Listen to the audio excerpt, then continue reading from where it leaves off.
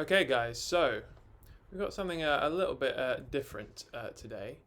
What we're working on today is playing along with a backing track. Now, some of you may have seen in the description below all of these videos that there is a link to an interactive backing track, and this is that. If you've had a chance to look at it, that's cool. If not, now's the time.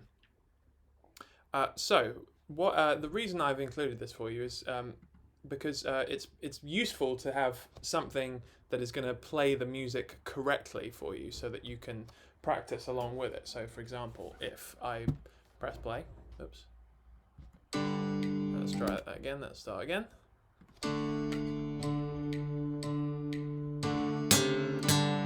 Okay, so you can hear there that I've made a bit of a mistake, and you can tell because the computer is playing it back perfectly for you.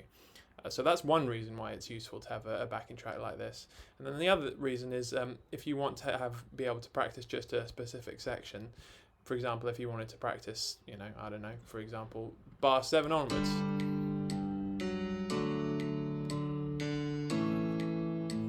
Helps you can just click right there, and you can target where you want to get better. But that's not really why we're going to use this today. The reason we're going to use this today is because as you might guess, we don't always play music just to a metronome, or we don't even play music always by ourselves necessarily. Sometimes there are other musicians in the room, people playing guitar, people playing piano, people playing, I don't know, the marimba, all kinds of stuff is possible. So it's a really good skill to not only be able to play on your own with a metronome and develop your own sense of timing, but to be able to play and interact with another musician. And obviously, while we're not in the same room, we have to find ways to play with other people that don't involve being in the same place. And so that's what I've done for you here. So this version of Jurassic Park is exactly the same as what you've been playing, but it's got two extra tracks to it. You can kind of think of it. So we've got the melody up here, which is what you've all been used to hearing and playing. We've got the metronome here, which you'll notice kind of has a 1 and 2 and 3 and 4 and thing going on. We've got this note is the 1, this note, and these notes down here are the and. So that's quite useful. We haven't really been able to hear the difference between a 1 and 2 and before.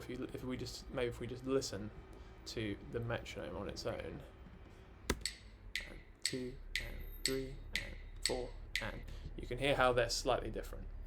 Okay, let's make sure that we get that back. Oops. So, and then the second thing that we've got down here is the chords. I've written in some chords for the computer to play along with you. We don't have to worry about playing them. I mean, if you'd like to try and play them, then you can, but we're not really thinking about that today.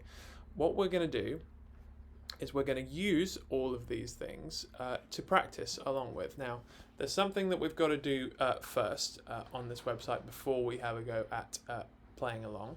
We have to come up to this button here, which, if you've been paying attention, you'll recognize is a metronome, and we're going to click it here. And what we want is for this little blue line here that's next to metronome off, we want that to be next to metronome count in. So we're going to click metronome count in, and we can double check and see, yep, look, okay, there's a blue line next to metronome count in, and this little icon is blue as well. So what that means is that when we go to the start and we press play, we get a little count in there. We get a 1, 2, 3, 4. Okay, so that's useful so that you don't have to press play and then immediately grab your guitar and make it work.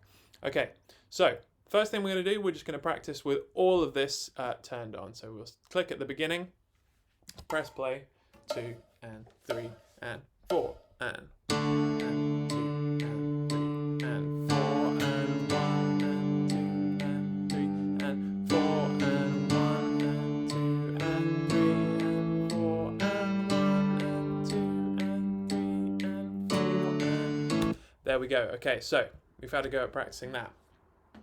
You should all be familiar with how to do that.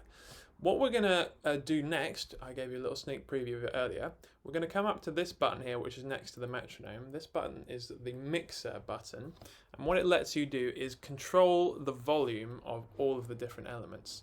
So now that we've played it with everything, what we're going to do is we're going to take out the melody.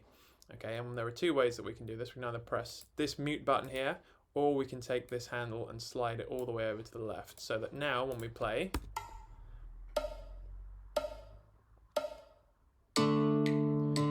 all we're left with is the metronome and the chords. So this time we're going to play it again, but this time you're going to be responsible for playing the melody. Okay, so let's try that. 1 and 2 and 3 and 4 and 2 and 3 and 4 and 1 and 2 and 3 and 4 and 1 and 2 and 3 and 4 and 1 and 2 and 3 and 4 and like that. Okay, and then if you can do that successfully, we then come up to the mix button again and we take out the metronome.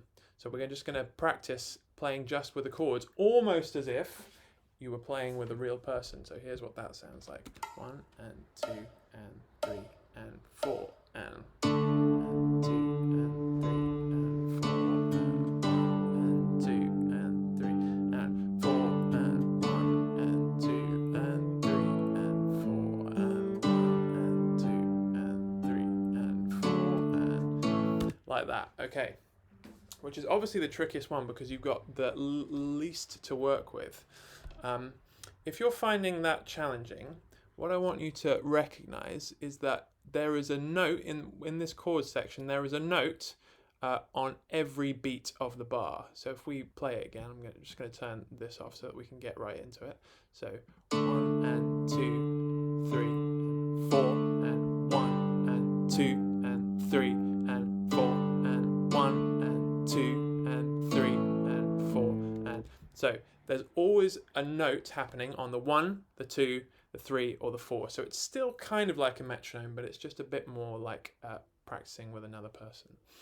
Okay, so remember guys, the link for this is in the description. Now, because it's the last lesson of term, what I would really like to see, if any of you feel up to doing it, is sending me a video of you playing along with this.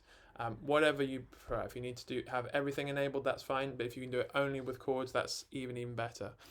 So please, if you have any videos that you'd like me to have a look at, just to kind of show off really, you can put them in the comments below, or you can send an email to Louise at Dalmain as usual. That's our last lesson of this year, guys. Hopefully I get to see you all in September. Have a lovely summer, and I will hopefully see you in September. Bye.